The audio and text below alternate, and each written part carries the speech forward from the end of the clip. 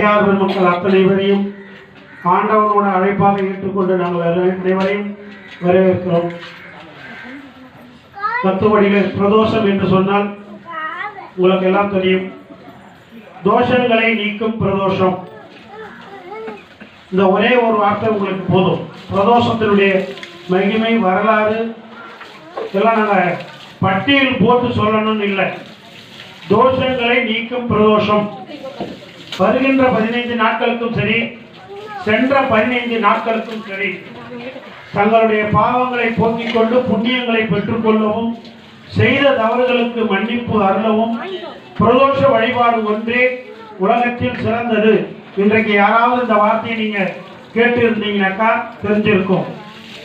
ஒவ்வொரு பிரதோஷத்துக்கும் நாம எத்தனையோ மணி நேரம் ஆனால் காலையில எழுந்த உடனே அனைவருக்கும் வேலை இருக்கதான் செய்யும்.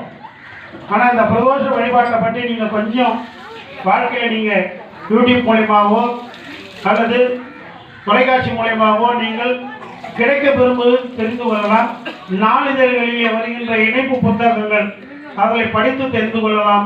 இவை எல்லாம் முடியவில்லை என்று சொன்னால் எல்லாவற்றுக்கும் மேலானது ஆலயத்திலே பிரதோஷத்திலே வந்து கலந்து கொண்டால் நீங்கள் எதையும் படிக்க தேவையில்லை. அந்த பிரதோஷ நாளிலே 4:30 மணிக்கு மேற்பட்டு நம்ம ஆலயத்திலே வந்து நம்முடைய காலடியை வைப்போமானால் சகல தோஷங்களும் நீக்கக்கூடிய ஒரே நாள் இந்த பிரதோஷ வழிபாடு தான். நாங்கள் சொல்லுறோம் பலமுறை, பிரதோஷத்துக்கு ஆலயத்துக்கு வந்துட்டா சுவாமி சுத்துற வரைக்கும் யாரும் மூலஸ்தானத்துக்கு போக தேவையில்லை. ஆலயத்தினுடைய பிரகாரத்தில் தான் உட்காரணும். இந்த பிரதோஷ மூர்த்தியாகப்பட்டவர் மறுபடியும் உங்களுக்கு சொல்றேங்க, ஆலயத்திலிருந்து வெளியே வருது 4:30 மணிக்கு மேற்பட்டா சுவாமி இங்கே தான் இருப்பார். நாங்கள் ஒவ்வொருடைய பிரதோஷத்துக்கும் நாங்கள் சொல்லுகிறோம், உள்ள போய் சாமி கும்பிடாதீங்கம்மா. எல்லா தேவர்களும், சிவன் மட்டுமல்ல, பார்வதி மட்டுமல்ல, பூலோகத்தில் இருக்கக்கூடிய 33 கோடி தேவர்களும் நந்தியம்பெருமானை சுற்றி நந்தியை வழிபடுகின்றார்கள். இன்றைய பிரதோஷ வழிபாடு நந்தியம்பெருமானுக்கு அபிஷேகம் இன்னைக்கு நடக்கும், அடுத்த பிரதோஷத்தில் நடக்கும். பிரதோஷத்துக்கு நந்தியம்பெருமானுக்கு அபிஷேகம் நடக்கும். அப்பேற்பட்ட அபிஷேகத்தை காணக்கூடிய நாள் சிவபெருமானே தவம் இருந்து பிரதோஷ நாளிலே வந்து அவருடைய அபிஷேகத்தை முன்னின்று கண்டுகளிக்கின்றார். நல்லா பாருங்க, சிவபெருமானை நந்திக்கு நடக்கின்ற அபிஷேகத்தை தன்னை முன்னிறுத்தி அங்கே நந்தியம்பெருமானை அவருக்கு செய்யக்கூடிய அபிஷேகங்களை எல்லாம் கண்டுகளிக்கின்றார். ஏனென்றால் உலகத்திலே மிகப்பெரிய வலிமை பெற்றவர் சிவபெருமான். இவர் ஆதியும் அந்தமும் இல்லாத ஒரு கடவுள். ஒரு பாரத்தை நாம் சுமக்கின்றோம் என்று சொன்னால் பெரிய பாரத்தை நம்மளால் சுமக்க முடியாது. ஆனால் உலகத்திலேயே மிகப்பெரிய ஒரு வலிமை வாய்ந்தவர் சிவபெருமான். அவரையே சுமக்கக்கூடிய ஒரே தெய்வம் நந்தியம்பெருமான். அதனால தான் பல முறை சொல்றோம், நாங்கள் இந்த நந்திக்காதல யாரும் பேசாதீங்க, அது வாழ்க்கையிலே விட்டுடணும். உன்னுடைய என்ன வேண்டுதலோ யாராவது சொல்லுங்க பார்க்கலாம். நாங்கள் ஆலயத்துக்கு வந்தாங்க அப்படியே பக்கமா எழுதிட்டு வந்து கடவுள்கிட்ட படிக்க கூடாது. ஒரே ஒரு வார்த்தை நாம சொல்லியிருந்தோம், எந்த கடவுளா இருந்தாலும் சரி, நீங்க அந்த கடவுளை போகும்போது ஒரே வார்த்தை சொல்லணும். உனக்கு படைக்கும் போதே இந்த வயசுல, இந்த தினத்துல, இந்த நேரத்துல, ஒவ்வொரு நாளையும் உனக்கு என்ன கஷ்டத்தை கடவுள் எழுதிட்டார். இனி எழுத போவது இல்லை. நீ பாவத்தை செய்தாலும் புண்ணியத்தை செய்தாலும் பிறக்கும் பொழுதே உனக்கு ஆண்டவன் எழுதி விடுகின்றான். ஆகவே நீ ஆண்டவன் முன்னால் சென்று கையேந்துவது ஒன்னே ஒன்றுதான். என்னுடைய கஷ்டம் உனக்கு தெரியும், என்ன சொல்லுங்க பார்க்கலாம், அதை நிவர்த்தி செய்வார். அவ்வளவுதான். உங்களுக்கு நஷ்டமா இருந்தாலும் கஷ்டமா இருந்தாலும் அது ஒண்ணுதானே அவர் செய்ய போறாரு. ஒவ்வொன்றா பக்கமா பரீட்சையில் எழுதுற மாதிரி ஆலயத்தில் வந்து எழுதவே இல்லை, தேவையில்லை. ஏன்னா அவர் உங்களுக்கு எல்லாத்தையும் அவர் எழுதிட்டார். அந்த கஷ்டங்களை நீ போக்குவாய். இந்த ஒரே ஒரு வார்த்தை சொல்லிட்டு நம்ம ஆண்டவனை பிரார்த்தனை செய்து கொள்ள வேண்டும். அந்த நன்னாள், அந்த பொன்னாள் தான் பிரதோஷ வழிபாடு. அது தை மாசத்துல நல்லா 2 பிரதோஷ வழிபாட்டை பார்த்துட்டோம். முதல்ல வந்துச்சு, கடைசியாகவும் வருது. ஒரு சில மாசத்துல கடைசியா வரும், அடுத்த மாசத்துல ஒன்று போயிடும். அந்த வழியில நம்ம எல்லாம் வந்து தை மாசத்துல இந்த புத்தாண்டுல 2 பிரதோஷ வழிபாடை கண் கூட பார்த்திருக்கிறோம். பல நிகழ்ச்சிகளை நம்ம ஆலயத்திலே பார்த்திருக்கின்றோம். ஆகவே பிரதோஷ வழிபாட்டில் நீங்கள் எல்லாம் தவறாமல் கலந்து கொள்ள வேண்டும் என்பது ஆண்டவனுடைய கட்டளை மட்டுமல்ல. நாங்களும் உங்களுக்கு சொல்லியிருக்கிறோம், பாவத்தை போக்க வேண்டும் என்றாலும் சரி, புண்ணியத்தை பெற வேண்டும் என்று சொன்னாலும் சரி, ஆலயத்திற்கு வர வேண்டும். ஒரு சிலர் தனக்கு தானே சொல்லிக்கிறவங்க, நாங்களாம் புண்ணியம் பண்ணிக்கிறேன்னு. தனக்கு தானே யார் கம்பட்டமும் அடித்துக் கொள்ளக்கூடாது. அதுதான் இறைவனோட கட்டளை. நீ பாவம் பண்ணிக்கிறியா புண்ணியம் பண்ணிக்கிறியான்றது மற்றவங்க தான் உன்னை பார்த்து சொல்லணும். ஆகவே அந்த புண்ணியத்தை பெற நாம் அனைவரும் ஆலயத்திற்கு செல்ல வேண்டும். செய்த பாவங்களை போக்கிக் கொள்ள நமக்கே தெரியாத பாவம் இருக்கலாம். காலை வச்சு ஒரு பூச்சியோ போட்டு ஏதோ ஒன்று வச்சுட்டு போயிட்டு இருக்கலாம், அது கூட பாவம் தான். அந்த பாவத்தை எல்லாம் போக்கக்கூடிய ஒரு நன்னாள் இந்த பிரதோஷ வழிபாடு. இந்த பிரதோஷ வழிபாட்டில் பார்த்தீங்கன்னா கூட நீங்கள் பார்த்துருக்கீங்க. ஆலயத்திற்கு நீங்கள் நமக்கு காலையில் ஒரு அடியார் தொலைபேசியில் தொலை கொண்டார். அடியார் கோவிலுக்கு வராருன்னு தான் நினச்சோம் நாங்கள். ஆனால் அவர் ஒரு யூடியூப் சேனல் சத்தியம்மா ஆலயத்தின் அருகிலே இருந்து அரியூரில் இருந்து வந்து நம்முடைய ஆலயத்தை அவர் காதால் கேட்டும் யூடியூபர்களாக பார்த்தும் ஃபேஸ்புக்கில் தெரிந்து கொண்டோம். ஐயா அவர்களை நம்ம பெருமாள் அண்ணன் நின்று உங்களையெல்லாம் படம் எடுத்து கொண்டு இருக்கின்றார்கள். அவர் ஒரு மிகப்பெரிய யூடியூப் சேனல். அவருடைய சேனலில் வந்து 2,50,000 பேர் அந்த நிகழ்ச்சியை பார்த்து கொண்டு இருக்கிறார்களாம். நீங்களாம் கூட ஒரு நாளைக்கு ஒரு அவர் போடுற அன்னைக்கு நாங்கள் முன்னால் நாங்கள் விளம்பரம் செய்வோம். இந்த பிரதோஷ வழிபாட்டை பாருங்க, இன்னைக்கு இத்தனை மணிக்கு சேனலில் போடுறாங்க அப்படின்னு நாங்கள் கரெக்டாக கண்டிப்பாக சொல்லுவோம். அப்படி எங்கேயோ இருக்கின்ற அடியார்களை ஆண்டவன் அழைக்கின்றான். எங்களுக்கு வந்து கேட்டாங்க, ஒரு காலத்தில் திருப்பதிக்கு லட்சக்கணக்கான தேர்தல் சென்றார்கள், இன்றைக்கு திருவண்ணாமலையை நோக்கி வந்து கொண்டிருக்கிறார்கள் என்று சொன்னால் அது ஆண்டவனுடைய அருள்.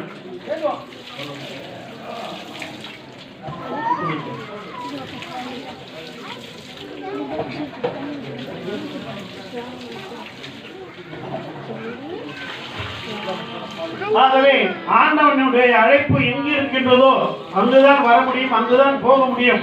காலத்தினுடைய கட்டாயம் என்று சொல்லிக்கொண்டு இன்றைய பிரதோஷ வழிபாட்டுக்கு வந்திருக்கின்ற அடியார் பெருமக்கள், இந்த குழந்தைங்கள்லாம் நாங்கள் ஒரு அரை மணி நேரம் இந்த சாமி ஜோடிக்கிற வரைக்கும் நாங்கள் ஒரு விஷயத்தை சொல்ல வேண்டி இருக்கின்றது. ஆலயத்திலே நாளை மறுதினம் உங்க வீட்டில் எல்லாம் என்ன விசேஷம் ஐயா? தை அமாவாசை. தை அமாவாசை வருகின்றது. இதுவரை ஒரு சில வீட்டுகள் எல்லாம் மாசம் மாசம் கும்பிட மாட்டாங்க, தை அமாவாசை கும்பிடுவாங்க.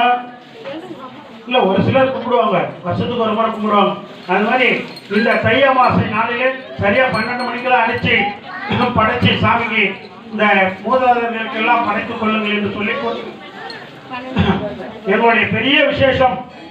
அடுத்த பிரதோஷம் கழிச்சு 2 நாள் எல்லாரும் சொல்லிக்கிற கேளுங்க. பிரதோஷம் கழிச்சு ஒரு நாள் பொறுத்து மறுநாள் பௌர்ணமி வரும்.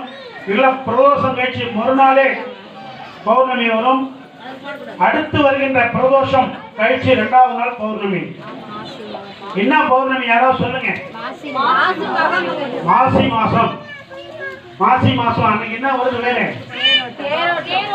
தேரோட்டம் வருது இல்லைங்க, மாசி மகம். என்ன வருதுங்க? என்னைக்குமே தவறாமல் வரும் மாசி மக நட்சத்திரமும் பௌர்ணமியும். இது வாழ்நாள்ல என்னைக்குமே மாறாது. பௌர்ணமியும் மக நட்சத்திரமும் மாறாது. தாய்மார்களே, உங்களுக்கெல்லாம் ஒன்னே ஒன்று சொல்லிக்கிறேன் கேட்டுங்க. நீங்கள் பிறந்த நட்சத்திரம் தான் என்ன நட்சத்திரம் நீங்க வச்சுக்கலாம். மாசி மகம் என்பது யார் பிறந்த நட்சத்திரம் தெரியுங்களா? நான் ஒரு குறிப்பாக சொல்லிட்டேன். தாய்மார்களே, நீங்கள் பிறந்த நட்சத்திரம் தான் மக நட்சத்திரம். தட்சன் தட்சன் என்று ஒருவன் இருந்தால் யாராவது தெரியுங்களா? சிவபெருமானுடைய மாமனார் தட்சன் யாருங்க? அப்பேற்பட்ட சிவபெருமான் மாமனார் ஆகிறதுக்கு முன்ன நான் சொல்றேங்க, அவனுக்கு குழந்தை இல்லை. அவனுக்கு குழந்தை இல்லாத பொழுது அவனுக்கு குழந்தை பிறந்தது. அந்த பெண்ணு தான் தாட்சாயினி. அந்த பெண்ணுக்கு பேர் என்ன? தாட்சாயினி. அவங்க யாரு? பார்வதி தேவி பேர். இன்னொரு பேர், பல பேர் இருக்கு. ஆனால் சிவபெருமான் முதலில் மக நட்சத்திரத்தில் பிறந்த ஒரு பெண்ணை திருமணம் செய்து கொண்டார் என்று சொன்னால் அது மக நட்சத்திரத்திலே பிறந்த தாட்சாயினி அம்மையார். ஆகவேதான் தாய்மார்களுக்கெல்லாம் நாங்கள் சொல்கிறோம், தாய்மார்கள் பிறந்த நட்சத்திரம் நீங்க எதுனாலும் வச்சுக்கலாம். ஆகவே சிவபெருமானுடைய மனைவிக்கு மக நட்சத்திரம் அன்னைக்குதான் அந்த அம்மா பிறகுதான் நாம் பிறந்திருப்போமா? சொல்லக்கூடாது. நமக்கு அப்பா அம்மா எல்லாம் இல்லையா? இருக்கிறாங்க. ஆனால் எல்லோருடைய அம்சமும் ஒவ்வொரு தாய்மார்களும் தாட்சாயினி கோயிலுக்கு பிறந்தவர்கள் தான். ஆகவே தாய்மார்கள் அனைவரும் வணங்கக்கூடிய ஒரே தெய்வம் இந்த தாட்சாயினி ஆகிய சிவபெருமான் அம்பாள் ஈஸ்வரர் தான். இங்க இது முக்கியமா ஒன்று சொல்றோம். இந்த மக நட்சத்திரத்துல வேற என்ன அன்னைக்கு வேற யாராவது மக நட்சத்திரத்துக்கு சொல்றீங்களா? சொல்ல முடியாது. நான் சொல்ற மகன் தந்தைக்கு மந்திரத்தை உபதேசம் செய்த சிவபெருமானுக்கு முருகப்பெருமான் சுவாமி மலையிலே அருளச் செய்த நாள். படைச்சா கடவுள் சொல்றலையா? நம்மள பிரம்ம எழுதிட்டான்னா சொல்றமே. அந்த பிரம்ம மந்திரத்துக்கு அர்த்தம் தெரியாத காலத்திலே சிவபெருமானை கீழே உட்கார வைத்து முருகப்பெருமான் மேலே உட்கார்ந்து தந்தைக்கு மந்திரம் உபதேசித்த நாள் இந்த மக நட்சத்திரம். இரண்டாவது மூணாவது கருத்து, இதெல்லாம் நீங்க போயிட்டு கூட்டி கழிச்சா கூட எங்கேயும் சொல்ல மாட்டாங்க. தயவு செஞ்சு சொல்றீங்க. இப்போ விஷ்ணு பெருமானை எடுத்துக்கொள்வோம். சிவபெருமானுக்கு இந்த நட்சத்திரத்துல மனைவி கிடைச்சாங்க. விஷ்ணு பெருமானுக்கு என்ன பெருமை என்று கேட்டுக்கொண்டால் அன்றைக்கு அந்த அம்மாவுக்கு அப்படிதான்.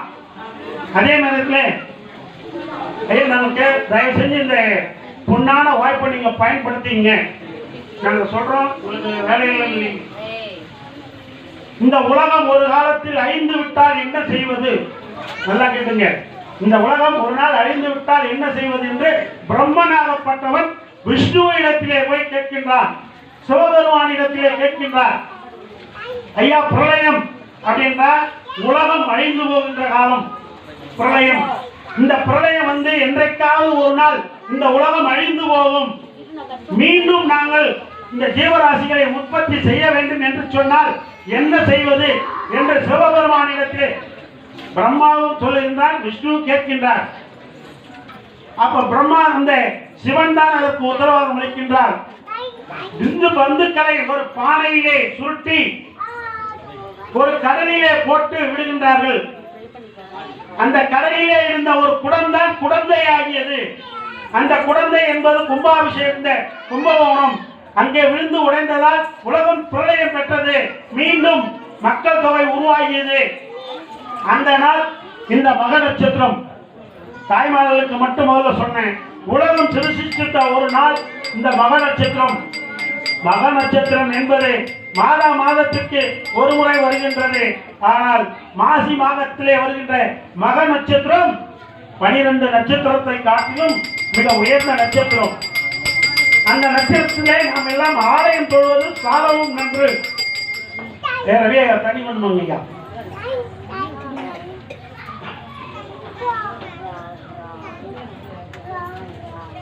அந்த மக நட்சத்திரத்திலே நாம் எல்லாம் வந்து ஆலயம், குறிப்பா சிவாலயம் செல்ல வேண்டும், விஷ்ணுவோட ஆலயம் செல்ல வேண்டும், முருகப்பெருமானுடைய ஆலயம். ஐயா, பெரிய வக்கால சேர் இருக்கு பாருயா.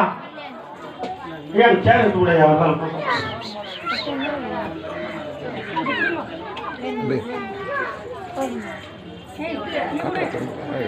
இந்த ஒருத்தம் முழுக சொல்ல விஷ்ணு பரமாத்மா கூர்ம அவதாரம், வாராகி அவதாரம் எடுத்து வராக அவதாரம் என்று சொல்லக்கூடிய உலகம் முழுகி கொண்டிருக்கின்ற அவர்களுக்கெல்லாம் எல்லா பாக்கியம் கிடைக்க வேண்டும் என்று அன்றைக்கு சிருஷ்டித்தது.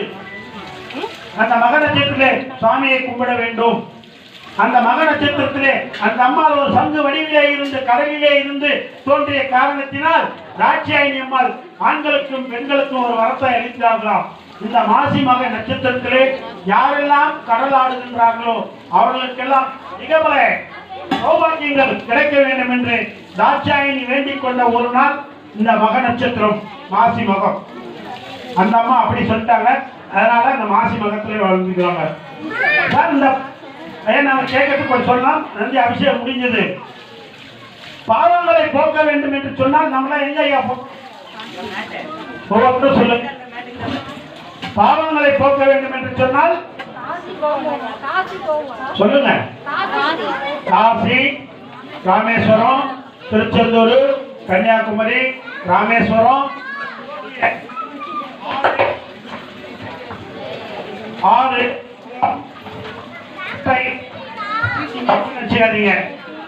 இது வந்து புராணத்தில் எழுதியிருக்கின்றது. தங்களுடைய பாவங்களை போக்கிக் கொள்ள வேண்டும் என்று சொன்னால் நாம் ஆறு குளம் குட்டை கிணறு இவைகளை நோக்கி சென்று இந்த மகாமக நாளிலே யாருன்னா உங்களுக்கு விளங்குதா? இல்லை நாங்கள் நிறுத்திட்டுங்களா? உங்க கதையை பேசுறதாங்க நாங்கள் நிறுத்திடுறோம். மகாமகம் வருது, அதுக்காக சொல்றோம். இந்த எதிர் வருகின்ற ஒரு நாளை பற்றி நாங்கள் 1/2 மணி நேரம் சொல்லுவோம். அபிஷேகம் முடிஞ்சு பூஜை ஆரம்பிச்சிச்சுன்னா நாங்கள் நிறுத்திடுவோம். அதே குறைய சொல்லக்கூடாது. தெரிஞ்சது நீங்க சொல்லுங்க, தெரியலன்னா எங்களை சொல்லுங்க சொல்லுவோம். இந்த மகாமக நாளிலே நாம் எல்லாம் என்ன ஆட வேண்டும்? புனித நீர் ஆட வேண்டும். என்ன ஆட வேண்டும்? ஆமா. ஒவ்வொருத்தருக்கும் அந்த புனித நீர் கிடைக்குமா? கிடைக்காது. ஓடுகின்ற தண்ணீரை குளிப்பவனுக்கு முதல் படி, ஓடுகின்ற நீரிலே குளிப்பவனுக்கு முதல் படி, நீர் நிலைகளிலே குளிக்கின்றவனுக்கு 2ஆம் படி, எடுத்து வந்து குளிப்பவனுக்கு 3ஆம் படி. அப்படின்னா ஓடுகின்ற நீர், கடல் நீர், ஆறு இதெல்லாம் குளிச்சாக்கா முதல் யோகம். 2வது யோகம் கிணறு, பம்ப் செட்டு, வாய்க்காலில் குளிச்சாக்கா 2வது. 3வது யாராவது ராமேஸ்வரம் போயிருக்கலாம், திருச்செந்தூர் போயிருக்கலாம், காசிக்கு போயிருக்கலாம், ராமேஸ்வரம் போயிருக்கலாம். அங்கிருந்து கிடைக்கின்ற தண்ணீரை நாம் குளித்தால் குடிக்கலாம் சார். கடலுக்கு பக்கம் கிடையாது, ஆற்றுக்கு பக்கம் கிடையாது. ஆனா வீட்டில் குளிச்சா எப்படி குளிக்கணும் அதான் தெரியுங்களா? அதுக்குதான் தயவு செஞ்சு சொல்றோம். உனக்கு புனித நீர் கிடைக்கலன்னு பார்க்காத. குளிக்கிற பக்கம் வடக்கை நோக்கி நீ குளி. குளிக்கிற பக்கம் இதெல்லாம் சொல்லுங்க, வடக்கை நோக்கி குளிங்க. தண்ணி எடுத்து 2 சொட்டு சொம்போட ஊற்றிக்காத. முதல்ல தண்ணி தொச்சிக்கோ. சிவசிவா எப்படி சொல்லணுமா? சிவசிவான்னு இருக்கிற தண்ணி எடுத்து ஊற்றிக்க. இல்லைன்னா வீட்டில் பண்ணி இருந்தா 2 சொட்டு போட்டுக்க. அதுவும் கூட கிடைக்குதுன்னா வெட்டி வேறு 2 போட்டுக்க. பச்சை கருப்பு இருந்தா போட்டுக்க. தயவு செஞ்சு நீங்க நான் இன்னைக்கு சொல்றத மாசி மகத்திலிருந்து படிச்சு பாருங்க. அன்னைக்கு முன்னாள் வர பத்திரிகை பாருங்க. தனக்கு கிடைக்கின்ற தண்ணியை நீங்கள் தலையில தெளித்துக் கொள்ளுங்கள். மாசி மகத்துக்கு அன்னைக்கு காலையில இந்த தாய்மார்கள் எல்லாம் இங்க 150 இளநீருக்கு நீ கொடுத்திருக்கிறார்கள். அத்தனை பேரும் எத்தனை கொடுத்து சிவாலயத்திலே நீங்கள் பன்னீர் தெளித்திருந்தாலும் இந்த இளநீர் கொடுத்திருந்தாலும் தாய்மார்கள் அந்த குழந்தை வர வேண்டி வந்தவங்க ஒரு பொழுது இருங்க. நான் எப்பவுமே ஒரு பொழுது இருன்னு சொல்ல மாட்டோம். இந்த குழந்தைக்காக வந்திருக்கின்ற அடியார்கள் மக்கள் அன்றைக்கு ஒருவேளை சாப்பிடாது. காலையில குளிச்சுட்டு நான் சொன்ன ஒரே ஒரு பிடி தண்ணி எடுத்து தலையில கொஞ்சிட்டு சிவசிவான்னு சொல்லிட்டு மதியத்துக்கு நேரம் சாப்பிடு. ராத்திரிக்கு சமைத்த உணவை உண்ணாதே. சமைத்த உணவை ஏதாவது பாலோ பழமோ சாப்பிட சொல்லி நான் எப்பவுமே உங்களை ஒரு போயதற்காக சொல்றவங்க. இந்த மாசி மகத்துக்கு மட்டும் சொல்றேன், ஒரு தாட்சாயணி மாதிரி ஒரு பொண்ணு கிடைக்கணும். இந்த உலகத்தை காப்பாற்றின விஷ்ணு பரமாத்மா மாதிரி நம்மளுக்கு ஒருத்தர் கிடைக்கணும். அப்பனுக்கு பாடம் சொன்ன சுப்பன் மாதிரி நம்மளுக்கு ஒரு பையன் பிறக்கணும் அப்படின்னு வேண்டிக்கணும். இதுதான் மாசி மகத்துல குழந்தை வர வேண்டுபவர்களுக்கு இதுதாங்க ஒரு. ஏன்னா அந்த தாட்சாயணி அம்மா சொன்னாங்களாம். நான் தாட்சாயணி அம்மான்றது யாருங்க? பக்கத்துல அக்கத்துல யாரா தாட்சாயணி இருப்பாங்க. எங்களுக்கு கூட ஒரு தாட்சாயணி இப்போ மாசி மகத்துக்கு அன்னதானத்துக்கு உதவி இருக்கிறாங்க குளத்தூர்ல இருந்து. அப்படி ஒரு கட்சியாருங்க. தாட்சாயணி அம்மா சொன்னாங்க, மாசி மகத்திலே என்னை நோக்கி யார் தவம் இருந்து என்னுடைய கணவர் பெயரையும் என்னுடைய பெயரையும் நினைக்கின்றார்களோ அவர்களுக்கு புத்திர பாக்கியம் கிடைக்கும். அந்த குழந்தை வர வேண்டி வந்தவங்க நீங்களும் போய் வர முடியாத சொல்லுங்க. எல்லோரும் எல்லாம் பெற வேண்டும். எல்லோரும் எல்லாம் பெற வேண்டும். இனி யாரெல்லாம் மனசுல நினைக்கிறீங்களோ நீங்களெல்லாம் இந்த உலகத்துல வாழ்ந்ததுக்கு புண்ணியம். நான் மட்டும் வசதியா இருக்கணும், அவங்க என்னைக்கும் கையெழுந்தான்னு நினைக்கிறவங்க எதுக்குமே அப்படி நினைக்கவே கூடாது. நாங்க தப்பா நினைச்சுக்கிறீங்க. ஒரு சில இடத்துல சொல்லுவாங்க, கோயில் உள்ள போனா மூலஸ்தானத்துல போயிடுறாங்க, நாங்களாம் வெளியே இருக்கிறோம். ரெண்டும் ஒண்ணுதான்.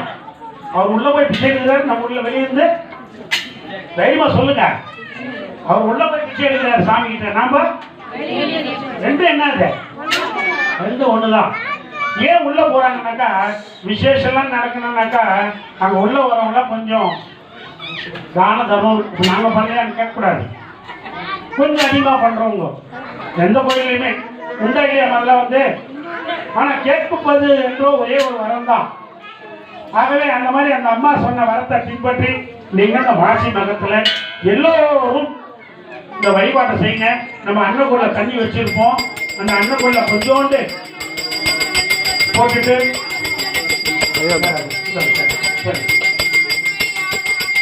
ஆகவே இந்த மாசி மகத்தை இப்படி கொண்டாடணும்னு சொல்லிட்டோம்.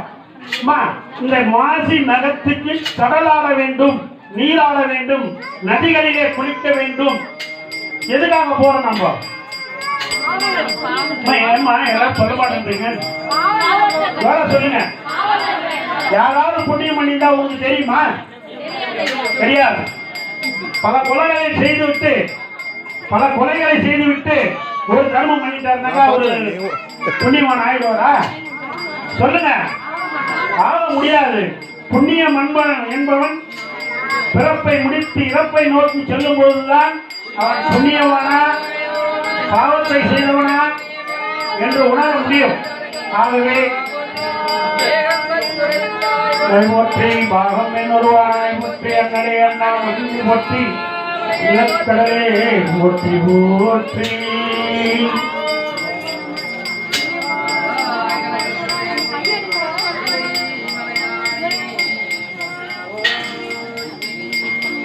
திருச்சிற்றம்பலம் ஐயா. ஆகவே பாவத்தை போக்க வேண்டும் என்று சொன்னால் நாம் கடலிலே நீராடுகிறோம், ஆற்றிலே நீராடுகிறோம் சொன்ன இல்லைங்களா? ஆனால் நாம் எல்லாம் போய் நாங்கள் என்னத்தை கழிக்கிறோம்? என்ன யாரும் கேட்கலாமா? நான் சொல்றது இல்லைங்க. இது நான் எதுக்கு சொல்றேன்னாக்கா உங்களுக்கு தெரியும். மணி அடிச்சிட்டீங்களா?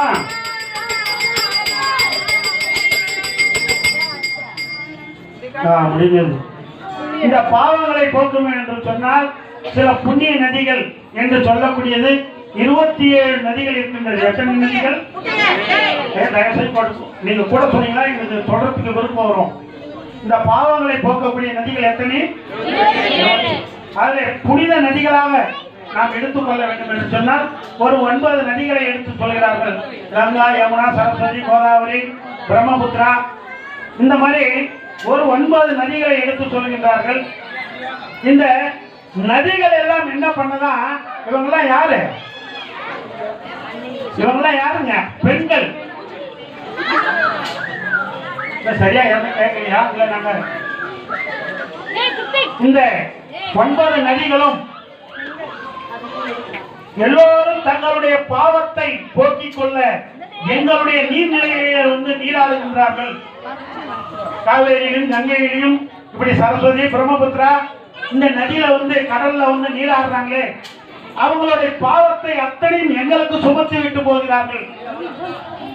இந்த பாவத்தை எல்லாம் இந்த ஆத்துல கழுவிட்டு போயிடறாங்களே, இந்த பாவத்தை எல்லாம் நாங்கள் சுமக்கின்றோமே, எங்களுடைய பாவத்தை நாங்கள் கழிக்க வேண்டும் என்று சென்றால் எங்கே செல்ல வேண்டும் என்று சொல்லி அந்த 27 நதிகள் சார்பாக 9 நதிகளும் சிவபெருமானிடத்திலே முறையிடுகின்றார்கள். கைலாயத்திலே.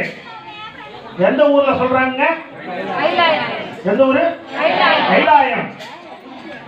அந்த கைலாயத்தில் போயிட்டு சிவபெருமானிடத்திலே முறையிடும் பொழுது சிவபெருமான் சொன்னாராம், நீங்கள் அனைவரும் கும்பகோணம் என்ற ஒரு ஊர் இருக்கின்றது, அந்த மகாமகத்திலே தோற்று விட்டப்பட்டிருக்கின்ற ஒரு குளம் வெட்டப்பட்டிருக்கின்றது, அந்த குளத்திலே நீங்கள் போய் தலைமொழிகள் ஆனால் உங்கள் பாவம் தொலைந்து போகும்.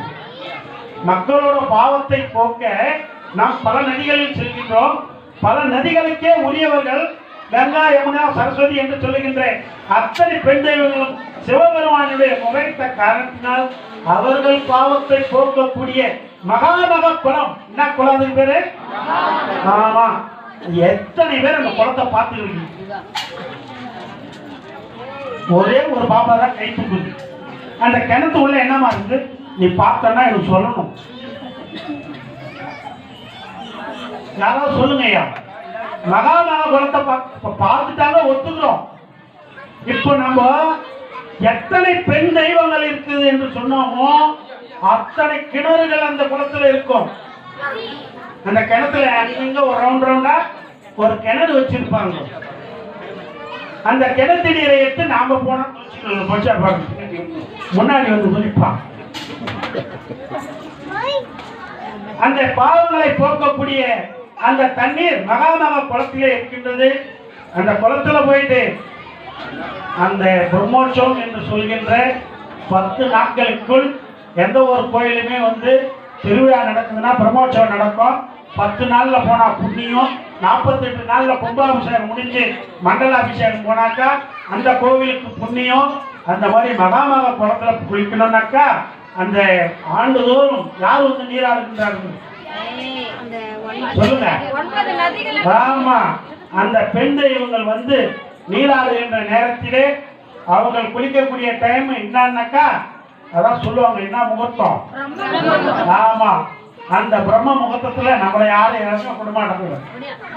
அந்த நேரத்தில் அவங்க குளிச்சு எழுதிட்டு வந்துட்டாங்கனாக்கா அந்த 10 நாள் நாம் அந்த தண்ணியில குளிச்சால் மிகப்பெரிய ஒரு பெருமை கிடைக்கும். இந்த மகாமகத்தை பத்தி உங்களுக்கு இன்னும் சொல்லணும். சொல்லுங்க. மகாமகத்துல ஆரம்பிச்சு மகாமகத்துல தண்ணி அந்த நட்சத்திரம் என்னைக்கு தோன்றுமா? யார் கடபாரத்தியா தோன்றாங்க? ஆசி மகன் என்னைக்கு தோன்றி? தாட்சாயணி பிறந்த நாள் மகா நட்சத்திரம். நல்லா கேட்டுங்க. 27 நட்சத்திரத்திலே மிக உயர்ந்த நட்சத்திரம் நாங்கள் 5 சொல்லியிருக்கிறோம்.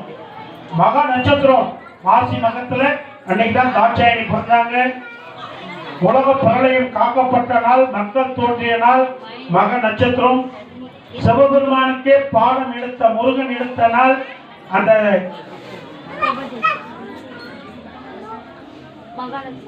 ஒரு பேர் வந்து அப்பனுக்கு பாடம் சொன்ன இடம் சுவாமிமலை தோன்றிய நாள் இல்லைங்க. அப்பனுக்கு பாடம் சொன்ன நாள் முருகன். அந்த நட்சத்திரம் மக நட்சத்திரம். அப்பனுக்கு பாடம் புகட்டின நாள். பிரம்மா போய் சிவபெருமானுக்கிட்ட இந்த உலகம் அழிஞ்சு போயிட்டா மறுபடியும் எப்படி சிருஷ்டிச்சதுனாக்கா மறுபடியும் உற்பத்தி ஆகிறது உலகம். ஆணும் பெண்ணும் இல்லாமல் உருவம் உருவாக வேண்டும் அப்படின்னு சொல்ல விந்து பந்துக்கள் என்கின்ற ஒரு மூட்டையை சிவபெருமான் கட்டி வைத்து மீண்டும் உடைந்த நாள் உலகம் தோன்றினால் புல் பூண்டு ஜீவராசிகள் அனைத்தும் பிரளயம் என்று சொன்னால் உலகம் அழிதல். இந்த உலகம் அழிஞ்சிச்சுன்னா மறுபடியும் என்ன பண்றது? எப்படி நாம எல்லாம் விட்டு போயிட்டாக்கா நம்ம புள்ள வச்சிருப்பானா இருக்க மாட்டோம்னு சொல்லிட்டு சேர்த்து வச்சுட்டு போறோமோ அது மாதிரி இந்த உலகத்துடைய பிறப்புகளை எத்தனையும் ஒரு குடுவையில் அடித்து வைத்த நாள் குழந்தை. அந்த குழந்தை தான் இன்னைக்கு பேர் என்ன சொல்லிட்டாங்க. குழந்தை என்பதுதான் கும்பகோணம்.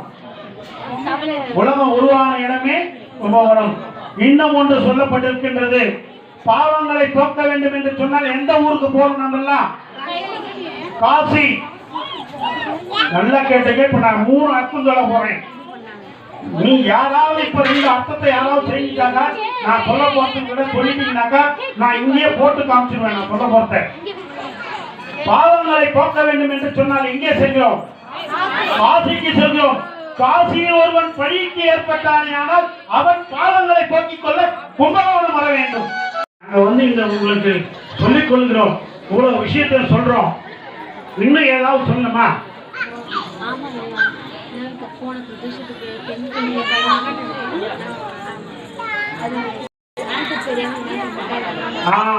கரெக்டா கேட்டாங்க பாருங்க. போன பிரதோஷம் சொல்லி அனுப்பிச்சு யாராவது கேட்டா சொல்றோம்னு. ஆமா ஆமா, எத்தனை பேர் தலைக்கு மேல சாமி கும்பிடக்கூடாதுன்னு தெரியும்? அத சொல்லுங்க. தாய்மார்கள் தலைக்கு மேல கை கூப்பி சாமி கும்பிடக்கூடாது. யாருக்காவது தெரியுங்களா? ஏன் கும்பிடக்கூடாதுன்னு தெரியும். தாய்மார்கள் நெடுக்க படுக்க நீட்டி காலை வந்து கோயில கும்பிடக்கூடாது. அதுக்கு மட்டும் நான் அர்த்தம் சொல்ல மாட்டேன். தனியா வந்து கேட்டா சொல்லுவோம். தாய்மார்கள் சராசரி கீழே வந்து சாமி கும்பிடக்கூடாது. தெரியுங்களாமா? எந்த தாய்மார் அப்படி கும்பிட்டுக்கிறீங்களா? அதுக்கு அர்த்தம் இருக்கு. என்ன ஒருத்தா அப்படின்னு கேட்டீங்கன்னா நான் சொல்லுவேன். அதை நான் சபையில சொல்ல மாட்டேன். ஆகவே தாய்மார்கள் தலைக்கு மேல் கையை தூக்கி கும்பிடக்கூடாது. யாரும் தெரியாதுங்களா? நிஜமா தெரியாதுங்களா? தெரியாதுங்க. ஒரே ஒரு பெண்ணு தான் கையை தூக்கி சொன்னாங்க பாருங்க. கரெக்டுங்க. தனக்கு ஒரு கஷ்டம் வரும்பொழுது எந்த கடவுளையும் நீ வேண்டி நேரடியாக கும்பிட வேண்டும். யாரும் கும்பிடக்கூடாதுன்றதுக்காக அந்த விழாவை சொல்றோம். பாஞ்சாலி ஒருவள் மட்டும்தான் தகும். அந்த அம்மா ஒண்ணுதான் தன்னுடைய துச்சோதன் சபையில துகில் ஊதியும் பொழுது தன்னுடைய சிற்றாடையை கையில கட்டிக்கொண்டு கிருஷ்ணா கிருஷ்ணா கிருஷ்ணான்னு வேண்டிக்கிட்டாங்களாம். இதுக்கு மேலே கிருஷ்ணன் வரவில்லையே என்று சொல்லி அந்த அம்மா தன்னுடைய ஒற்றையாரியை விட்டுவிட்ட கையை தலைக்கு மேலே கூப்பிட்டு கிருஷ்ணா என்று கூப்பிட்டு 10 நிமிஷம் காலை எத்தி இப்படியே வச்சுக்கிறாங்க. எப்படி காப்பாற்றணும்? அந்த நிலைமை யாரும் நமக்கு சொல்லுங்க, அந்த நிலைமை. ஆகவே பெண்கள் யாவரும் ஆண்டவனை கைதொழும் சமயத்தை தவிர பெற்ற பிள்ளை தயவு செய்து நாம் வச்சுங்க, பெற்ற பிள்ளையோ பெற்ற பெண்ணோ உன்னை ஒரு கஷ்டம் வரும்போது டேயப்பா உன் காலில் விழுந்து கூட கும்பிடா, கையை தூக்கிட்டுண்டா அப்படின்னு சொல்ல சத்தியமா யாரும் தூக்கூடாதுங்க. உங்க பிள்ளை நல்லா இருக்கணும். தர்மசாஸ்திரத்தில் ஒன்று சொல்லுவோம், பெற்ற பிள்ளை காலில் விழுந்து போலாமான்னாக்கா அவன் கோவிலுக்கு தால் புட்டு குட்டி போக சொல்ல, ஐயப்பன் கோயிலுக்கு போக சொல்ல, இல்லை சாமிக்கு ஏதாவது நேர்ந்துக்கிட்டு போக சொல்ல அவனை கடவுளா விழுந்து கும்பிடலாம். உனக்கும் அவனுக்கும் தர்ம யுத்தம் ஒன்று வருகின்ற போது இதனால என்னங்க அவனுக்கு குறைவு யாராவது சொல்ல முடியுமா? இப்படி நீ கையை கூப்பி கும்பிட்டுனா என்ன பிரயோஜனம் தெரியுமா? யாருக்காவது அவனுடைய ஆயுள் குறைஞ்சி போச்சுங்க. இதெல்லாம் நீங்களும் இதெல்லாம் நான் நினைக்காத ஒன்றை நீங்கள் கேட்கும் பொழுது சொல்கிறோம். பெற்ற பிள்ளை காலில் நான் உங்க ஆளுல இருந்து கும்பிடுறா, என்னை விட்டுடுறா, உன்னை தலைக்கு மேல கையெழுத்து கும்பிட, அந்த வார்த்தை என்ன வரும்? உன் தலைக்கு மேல நான் கையெழுத்து கும்பிடுறா, என்னை விட்டுடுறா. அந்த வார்த்தையை நீ யாருக்கு ஒரு பிள்ளைக்காகவோ பெண்ணுக்காகவோ சொல்கிறேன் என்று சொன்னால் அற்ப ஆயுசு அவனுக்கு. அவன் அந்த வார்த்தையை நான் பேசக்கூடாது, அதிக சிந்தனை பண்ணுவான். உன்னை எவ்வளோ தங்கப்படுத்திருக்கலாம், பாழ்படுத்திருக்கலாம், சொத்தை அழிச்சிருக்கலாம். தனியா ஒரு நேரத்தில் போயிட்டு சொல்ல அப்பா அம்மா நம்மளை பார்த்து இந்த வார்த்தை கேட்டாங்க அப்படின்னு அவன் சிந்தனை மாறக்கூடாது. அதுதான் நம்ம தெய்வத்தை நேர்ந்து கொண்டிருக்கின்ற சமயத்தை தவிர பெண்கள் யாரும் தலைக்கு மேல் கையெடுத்து கும்பிடக்கூடாது. தயவு செஞ்சு நான் ஏதாவது தவறு எதனா சொல்லிட்டா மன்னிச்சுக்கோங்க.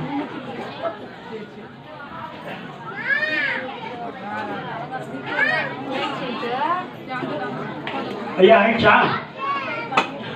ஆகவே மகாமகத்தை பற்றி நாங்கள் வேறு எதனா கேட்டீங்கன்னா கூட நாங்கள் சொல்லுவோம்.